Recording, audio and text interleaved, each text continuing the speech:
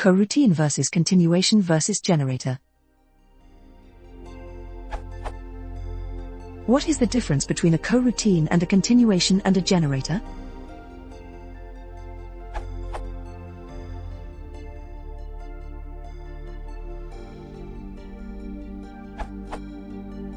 I'll start with generators, seeing as they're the simplest case. As it's Volkov mentioned, they're functions/objects that can be repeatedly called without returning, but when called will return, yield a value and then suspend their execution. When they're called again, they will start up from where they last suspended execution and do their thing again.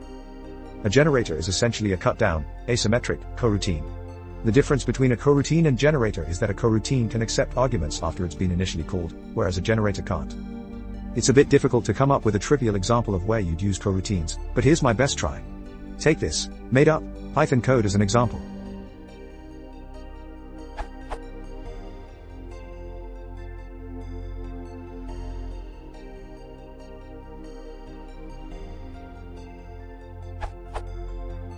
An example of where coroutines are used is lexes and parsers. Without coroutines in the language or emulated somehow, lexing and parsing code needs to be mixed together even though they're really two separate concerns. But using a coroutine, you can separate out the lexing and parsing code. I'm going to brush over the difference between symmetric and asymmetric coroutines. Suffice it to say that they're equivalent, you can convert from one to the other, and asymmetric coroutines, which are the most like generators, are the easier to understand. I was outlining how one might implement asymmetric coroutines in Python. Continuations are actually quite simple beasts. All they are functions representing another point in the program which, if you call it, will cause execution to automatically switch to the point that function represents. You use very restricted versions of them every day without even realizing it. Exceptions, for instance, can be thought of as a kind of inside-out continuation. I'll give you a Python-based pseudocode example of a continuation. Say Python had a function called call, and this function took two arguments, the first being a function, and the second being a list of arguments to call it with. The only restriction on that function would be that the last argument it takes will be a function, which will be our current continuation.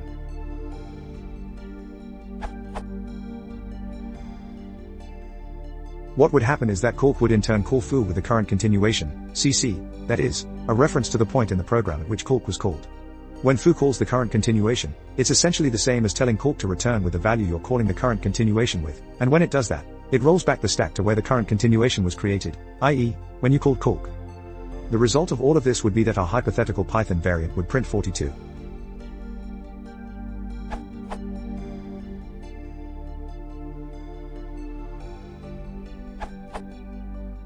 Coroutine is one of several procedures that take turns doing their job and then pause to give control to the other coroutines in the group.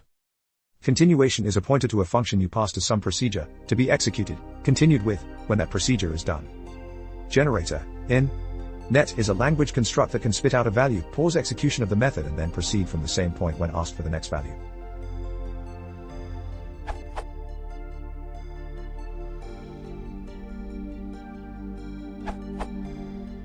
In newer version of Python, you can send values to generators with generator.send, which makes Python generators effectively coroutines. The main difference between Python generator and other generator, say Greenlet, is that in Python, your yield value can only return back to the caller. While in Greenlet, target.switch value can take you to a specific target coroutine and yield a value where the target would continue to run.